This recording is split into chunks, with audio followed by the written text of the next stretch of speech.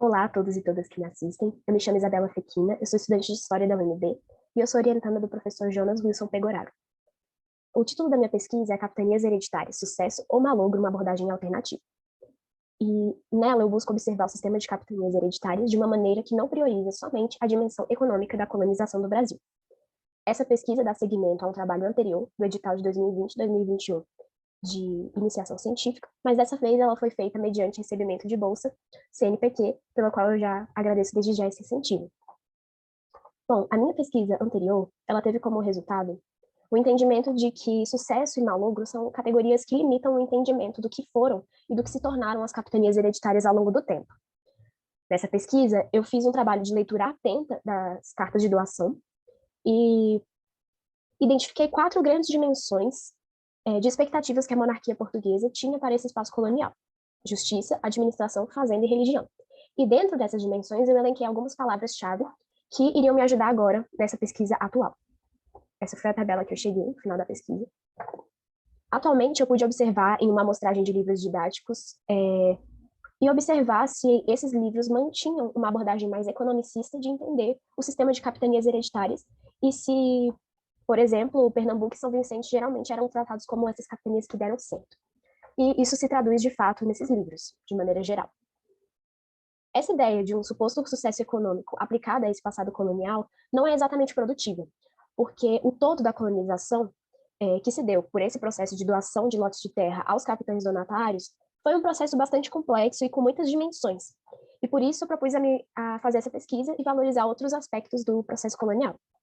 Eu fiz isso utilizando os catálogos do Arquivo Histórico Ultramarino, organizado pelo Projeto Resgate, e eu observei esses catálogos de cada capitania no espaço de tempo dos últimos 10 anos que cada capitania pertencia a um particular.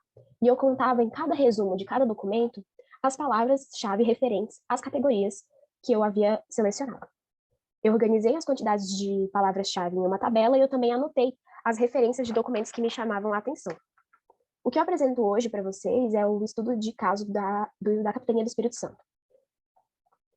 Os últimos 10 anos que o Espírito Santo pertenceu a um particular foi de 1705 a 1715.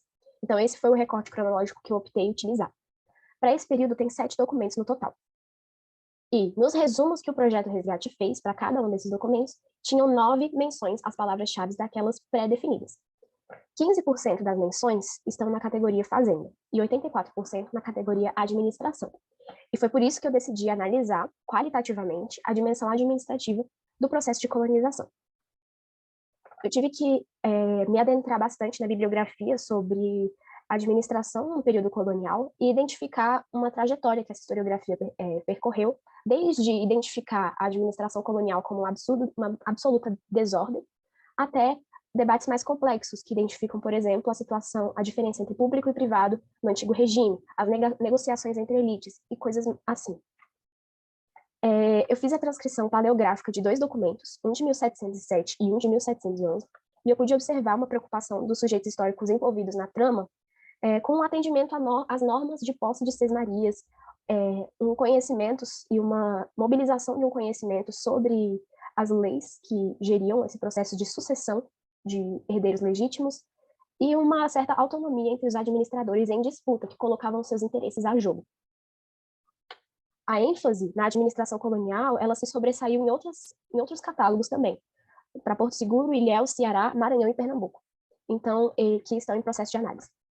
Isso mostra que esse lado administrativo do período colonial, principalmente quando observado nessa escala menor, ou seja, por capitania em seus últimos 10 anos, ela pode ser uma abordagem historiográfica bem produtiva.